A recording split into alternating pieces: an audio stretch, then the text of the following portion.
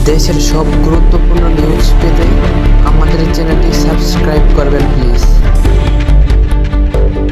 হাসিনা পতনের পর বাংলাদেশের অন্তর্বর্তী সরকারের সঙ্গে ভারতের রাজনৈতিক সম্পর্ক টানাপোড়েন শুরু হয়। এরই মধ্যে ভারতের ক্ষমতাসীন বিজেপি নেতা শুভেন্দু অধিকারী হুমকি দেন বাংলাদেশে আলু পেঁয়াজ বন্ধ করে দিয়ে চাপ প্রয়োগ করবেন। কিন্তু বাস্তবে দেখা যায় উল্টো পরিস্থিতির মুখোমুখি হয়েছেন ভারতীয় কৃষক ও স্থানীয় ব্যবসায়ীরা।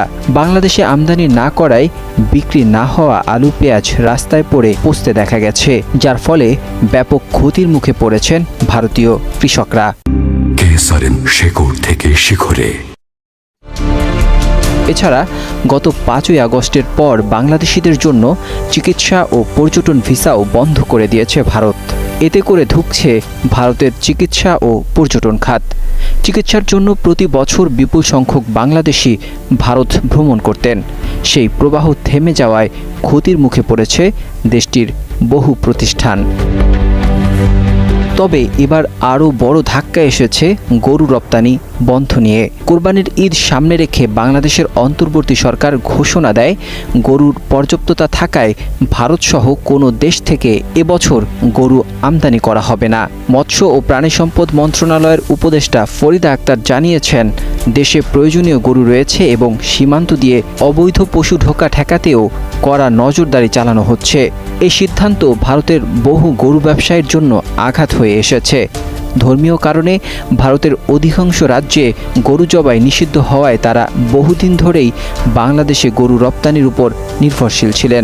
রপ্তানি বন্ধ থাকায় এখন তাদের সেসব গরু বিক্রি হচ্ছে না। ইউটিউবে প্রকাশিত ভারতীয় কন্টেন্টে দেখা গেছে 4-5 মণ ওজনের গরুর দাম চাওয়া হচ্ছে মাত্র 45 থেকে 50 হাজার টাকা। তবুও কোনো ক্রেতা নেই। যেসব গরু আগে বাংলাদেশে 1 লাখেরও বেশি দামে বিক্রি হতো, সেগুলো এখন বাধ্য হয়ে 20 থেকে 25 হাজার টাকায় বিক্রি করছেন ভারতীয় ব্যবসায়ীরা। ভারতের পশ্চিমবঙ্গ, বিহার, আসাম, ঝাড়খণ্ড সহ কয়েকটি রাজ্যে প্রায় 30 লাখ গরু আটকা পড়েছে বলে জানিয়েছে দেশটির গণমাধ্যম। এতে হাজার হাজার কোটি টাকার ক্ষতির মুখে পড়বে তারা।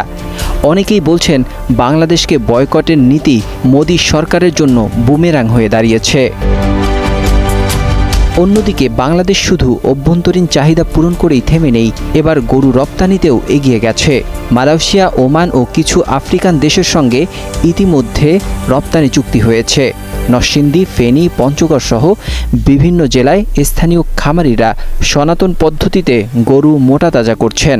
নরসিংদীতে 8,800 খামারে চলছে কোরবানির প্রস্তুতি। ফেনীতেও চাহিদার তুলনায় পর্যাপ্ত গবাদি পশু প্রস্তুত রয়েছে। জেলা প্রাণী সম্পদ দপ্তর বলছে, দেশেই গরুর চাহিদা পূরণ সম্ভব, তাই আমদানির প্রয়োজন নেই। সীমান্তে গরু চোরাচালান ঠেকাতে নেওয়া হয়েছে অতিরিক্ত নজরদারি। সীমান্ত এলাকায় এবার খামারিরা ন্যায্য মূল্য পাচ্ছেন বলেও জানিয়েছেন স্থানীয়রা। শেকড় থেকে শিখরে। তবে এখনও কিছু সীমান্ত দিয়ে ভারত ও মিয়ানমার থেকে গরু চোরাচালানের প্রবণতা রয়েছে। বিশেষ করে লালমনিরহাট, ঠাকুরগাঁও, কুড়িগ্রাম, কুমিল্লা, কক্সবাজার ও বান্দরবানে সক্রিয় রয়েছে চোরা কারবারি সিন্ডিকেট। সাধারণ ব্যবসায়ীরা ঈদের আগে এসব এলাকায় নজরদারি আরও জোরদারের দাবি জানিয়েছেন। Desk report, 21 television.